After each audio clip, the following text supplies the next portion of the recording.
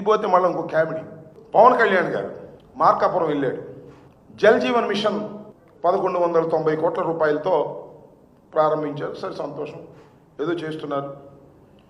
Central government నిధులు అన్నాడు, మమ్మల్ని ఏదో సరిగ్గా మేము చేయలేదు, మేము పగలు తీసి పారేస్తాము, అభివృద్ధి చేసేస్తాము, ఏదేదో మాట్లాడారు. సరే, ఓకే. అసలు పవన్ కళ్యాణ్ గారు మీరు అసలు ఎక్కడ ఉంటున్నారు నాకు అర్థం కదా. స్పృహలో ఉంటున్నారా? రాజకీయాల్లో ఉంటున్నారా? అసలు ఆంధ్ర రాష్ట్రంలో ఏం జరుగుతుందో తెలుసా మీకు?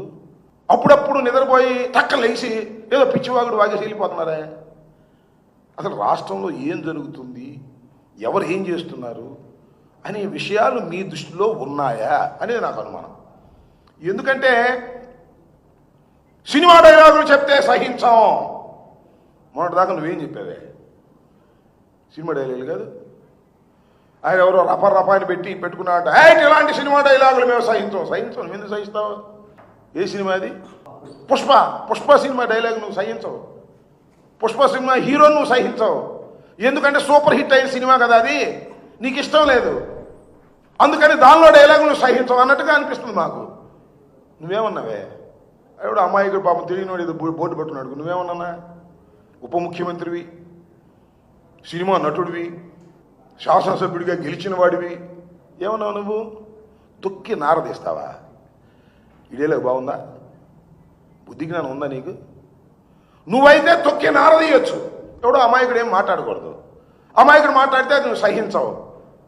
నువ్వేమో కారు మీద ఎక్కి అపోజిషన్ ఉన్నప్పుడు వీరవిహారం చేయొచ్చు. జగన్మోహన్ రెడ్డి గారు రూమ్ నుంచి బయటికి వెళ్ళడానికి వెళ్ళలేదు. ఏంటి, ఎక్కడున్నావు అసలు, ఏం చేస్తున్నావు నాకు అర్థం కదా. అసలు కన్సిస్టెంట్గా నువ్వు జరుగుతున్నటువంటి విషయాలు నీకు తెలుసా నేను అడుగుతా ఉన్నా. మీ జిల్లాలో, కాకినాడ జిల్లాలో రైతులు, ధాన్యపు రైతులు డబ్బులు లేక రాక 1000 కోట్లు సుమారుగా రోడ్డు మీద ఎక్కారు. పట్టించుకున్నావా? అది నీకు పట్టదు. నీకు స్పెషల్ ఫ్లైట్ దొరికితే చాలు, హైదరాబాద్ వెళ్ళిపోతావు, షూటింగ్ చేసుకుంటావు, వచ్చేస్తావు. ఏం జరుగుతుందో రాష్ట్రంలో తెలియదు నీకు. చంద్రబాబు నాయుడు స్క్రిప్ట్ ఇస్తే చదువుతావు, అంతేగా. నేను ఒక మాట చెప్తాను, నేను సీరియస్గా చెప్తున్నా. చంద్రబాబు నాయుడు డబ్బులు పంపిస్తుంటే తీసుకోవట్లా నువ్వు? బ్యాగులు లోకేష్ పంపిస్తుంటే నీ ఫీడింగ్ అంతా ఎక్కడి నుంచి వస్తుంది? ఖచ్చితంగా చెప్తాను, కాదని చెప్పమను. గుండె మీద చెయ్యి వేసుకొని, ఓ పవన్ కళ్యాణ్ గారు, నారా చంద్రబాబు నాయుడు నాకు ఫండ్ పంపలేదు పార్టీ నడపడానికి, కారు ఆయిల్ కొట్టడానికి కూడా లోకేష్ డబ్బులేగా నీకు. నీ బిల్డింగ్ కడుతుంది ఎవరు అక్కడ నీ బిల్డింగ్ కడుతుంది ఎవరు చెప్పు. గుండె మీద చేసుకు చెప్పు. ధైర్యంగా చెప్తున్నావు కదా, నీతి నిజాయితీ అని చెప్తున్నావు కదా. అక్కడ నీ బిల్డింగ్ కడుతుంది ఎవరు చెప్పు. నువ్వు కడుతున్నావా? శుభ్రంగా నీకు కావాల్సిన సదుపాయాలన్నీ ఇస్తున్నారు. చక్కగా హాయిగా స్పెషల్ ఫ్లైట్లో వెళ్తున్నావు, డైలాగ్ రాసిస్తే చదువుతున్నావు తప్ప అసలు నీకు స్పృహ ఉందా అని అడుగుతా ఉన్నా నేను. అదేంటది? ఈ సినిమా అండి అది. హరిహర వీరమల్లు రిలీజ్ అవుతుంటే ఆపేస్తారా? చూపు లేపేవుగా పైకి. థియేటర్లు అందరూ కూడా స్ట్రైక్ చేసేస్తున్నారు నా సినిమా ఆపడం కోసం అన్నావుగా. దాని మీద ఎంక్వైరీ అన్నావుగా. ఏమైంది ఎంక్వైరీ చెప్పు. అసలు నీ సినిమా రిలీజ్ కావట్లేదే, డేటే మార్చేసావే. దీని మీద కోపం వచ్చి నీకు సినిమా ఫీల్డ్లో వ్యతిరేకంగా ఉన్నటువంటి వారి థియేటర్స్ని చెక్ చేసావా? సామాన్యుడికి అందుబాటులో ఉండాలి ధరలు, టికెట్ ధరలు పెరిగిపోతున్నాయి. సంవత్సరానికి గుర్తొచ్చింది, నీ హరిహర వీరమల్లు సినిమా రిలీజ్ అయ్యే సమయానికి నీకు గుర్తొచ్చింది. వెళ్ళావు, చెకింగ్లు చేశావు. ఏం పట్టుకున్నావు చెప్పు, నాకు తెలియగలుగుతా. బెదిరించావు. ఏం పట్టుకున్నా? ఏమైనా క్యాష్ పట్టుకున్నావా? ఎందుకు మాట్లాడలేదు మళ్ళా? అసలు ఈ వీరమల్లు సినిమా ఎందుకు పోస్ట్పోన్ అయింది చెప్పు. ఊరికినే ఆవేశంగా ఏదో రాసి ఇచ్చేది చదవటం, అసలు ఆంధ్ర రాష్ట్రంలో ఏం జరుగుతుందో తెలియకోకుండా ఉంటాం. అక్కడ దాకా ఎందుకండి? నీ శాఖగా. అదేంటది? పనికి ఆహార పథకం. ఇంతవరకు నాకు తెలిసి పనికి ఆహార పథకంలో ఇన్ని రోజులు బాకీ తీర్చుకోకుండా ఎప్పుడైనా రాష్ట్ర ప్రభుత్వం ఉందా? దీని ఒకదాని సమాధానం చెప్పు.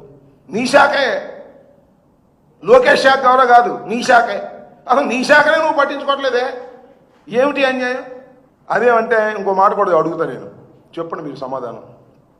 తప్పు రైటో, మీ అన్నగారు నాగబాబు గారిని మంత్రివర్గంలో తీసుకోవాలని అనుకున్నామంట. అది ఒక పెద్ద తప్పు అనుకున్నావు. చంద్రబాబు నాయుడు లెటర్ ఇచ్చాడు, ఇంత బోర్ని ఇచ్చాడు, చూశారుగా మీరు. కొణిదెల నాగబాబు గారిని రాష్ట్ర మంత్రివర్గంలోకి తీసుకుంటామని లెటర్ రాసి ఇచ్చాడు. ఏమైంది లెటరు? ఏమైంది? అసలు ఎవడన్నా లెటర్ రాసి ఇస్తాడా? మంత్రివర్గంలోకి తీసుకుంటాను పలానా నాన్నని పలానా వ్యక్తినని ఎవరైనా ముందుగా లెటర్ రాసి ఇస్తారా? లెటర్ రాసి ఇస్తే ఇంతవరకు ఎందుకు ఇంప్లిమెంట్ కావటం లేదు? సిగ్గుందా? అడిగే దమ్ముందా?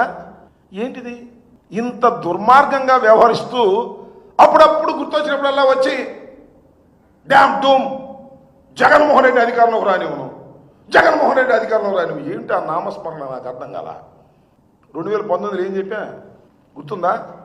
ఏమన్నాయి పవన్ కళ్యాణ్ గారు 2019లో మీరేమి చెప్పారో గుర్తుందా? డైలాగ్ జగన్మోహన్ రెడ్డి అధికారంలోకి రాడు, నాది హామీ, రానివ్వను అన్నావు. వచ్చాడుగా? వచ్చాడు రాలేదా?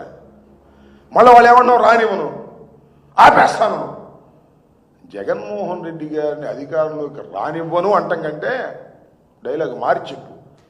చంద్రబాబునే నేను మోస్తాను, చంద్రబాబునే అధికారంలోకి తీసుకొచ్చే ప్రయత్నం చేస్తాను, చంద్రబాబునే భుజాన్ని ఎక్కించుకుంటాను, చంద్రబాబు నాకు అన్ని సదుపాయాలు చేస్తున్నాడు, నాకేమీ అభ్యంతరం లేదు, చంద్రబాబును మొయ్యటమే నా పని, నేను సెకండ్ గ్రేడ్ లీడర్గానే బ్రతుకుతాను అని చెప్పాయా. మేమే మాట్లాడాం, మాకెందుకు ఇంకా గొడవ? అది ఉంటే మీ జనసేన వాళ్ళకి కాపులకి సంబంధించిన వ్యవహారం. మా పవన్ కళ్యాణ్ చంద్రబాబుకి శాఖలు చేస్తాడు, ఇక రెండే పనే లేదు అని చెప్పు. అప్పుడప్పుడు వెళ్ళి షూటింగ్లు చేసుకో, ఎప్పుడన్నా వచ్చి డైలాగులు చెప్పు, ఇంతేగా. అసలు నీకు ఈ ప్రభుత్వంలో అసలు భాగస్వామ్యం ఉందా అని అడుగుతా ఉన్నా.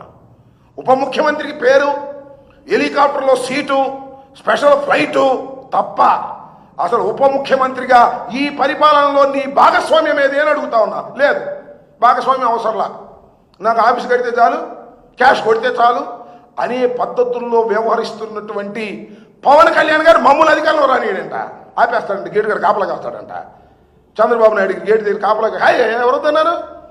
15 సంవత్సరాలు కాదు, బతికున్నంత కాలం చంద్రబాబు దగ్గరే కాపలాగాయి, మాకేం అభ్యంతరం లేదు.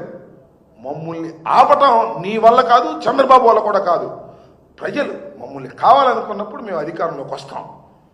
జగన్మోహన్ రెడ్డి సింగిల్గా ఫైట్ చేసేటటువంటి తత్వం కలిగిన వాడు తప్ప పవన్ కళ్యాణ్, చంద్రబాబు, భారతీయ జనతా పార్టీ, ఇంకెవరు ఉంటే వాళ్ళు అందరినీ కట్టగలుపుకొని వచ్చేటటువంటి స్వభావం కాదు మాది. ఈ రాష్ట్రంలో సుపరిపాలన అందించాం, దురదృష్టవశాత్తు ఓడిపోయాం. ఇవాళ జగన్మోహన్ రెడ్డి గారు ఎక్కడికి వెళితే అక్కడ జనం ప్రభంజనలాగా వస్తున్నారంటే దాని బాడీ లాంగ్వేజ్ ఏంటి?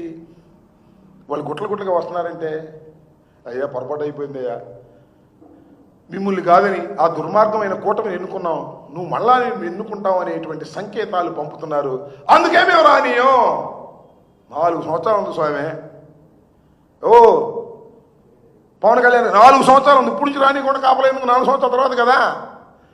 నేను రానియం, నేను ఇక్కడే కూర్చుంటా. ఏంది ఇది నాకు అర్థంగా?